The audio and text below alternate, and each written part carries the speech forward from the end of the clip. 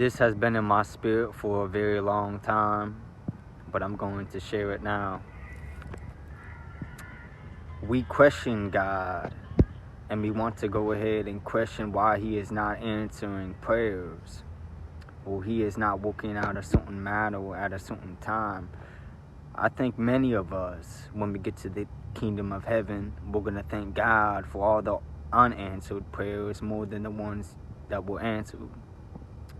Because God is so good that we take for granted His largeness and His marvelous ways. And He works all things out for those who please Him and for those who are working according to His will. I think in the book of Job, it identifies and it showcases when we question God. And we believe that somehow, just because we're in right standing, we deserve our prayers to be answered, as with Job. Elihu was one of Job's friends. Not one of the three who had to comfort Job at the beginning of the book, but the one who arrives later and offers his last and longest single speech ever to Job. Elihu is identified only as the son of Barkachel, the Berzonite, and he's of the family of Ram.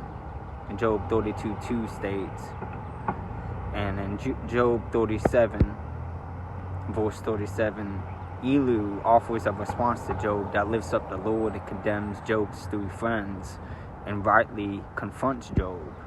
But all through this manner is Elihu was the last to speak. He waited for his time to speak his opinion or perspective of God, as everybody else went on to condemn Job. In Job 32, Elihu focused his response on rebuking all Job's three friends, Eliphaz, Bildad, and Zophar. And in verse 12, he notes that I gave my full attention, but not one of you has proved Job wrong. None of you has answered his arguments, because Elihu was younger than the other friends of Job. He held on to his peace during the conversation, but he could finally take no more. And Elihu speaks up because he is very angry with Job for justifying himself rather than with God. And with Job's three friends, because they had found no way to refute Job and to condemn him. But as it goes on, Elihu turns his attention to Job, and he declares Job was wrong in saying that he was without any sin and that God would not answer him, because Job had a hedge of protection around him, and he was very blessed with God, and he had a lot of blessings, but he also prospered in many ways. He had a large family at the time. And Elihu shifts to declaring God's justice in 34, verse 12, and he specifically states it is unthinkable that God would do wrong and that the Almighty would pervert his justice. Then in Job 35, Elihu turns again to Job in condemnation, and in verses 13 and 14, Elihu says, indeed, God does not listen to the empty plea. The Almighty pays no attention to it. How much less then will He listen when you say that you do not see Him, that your case is before Him and you must wait for Him? Then in Job 36 through 37, Elihu highlights God's greatness, and it's the only lengthy portion declares of many of God's attributes. And he states, how great is God beyond our understanding? The number of his years is past finding out. And Elihu rightly points Job to God's might, saying, listen to this, Job. Stop and consider God's wonders. In short, Elihu condemns Job's friends and Job's claim of being without sin, because declares God's justice and condemns Job's attitude towards God and exalts God's greatness. Elihu's four-part speech is followed by God breaking his silence to directly answer Job.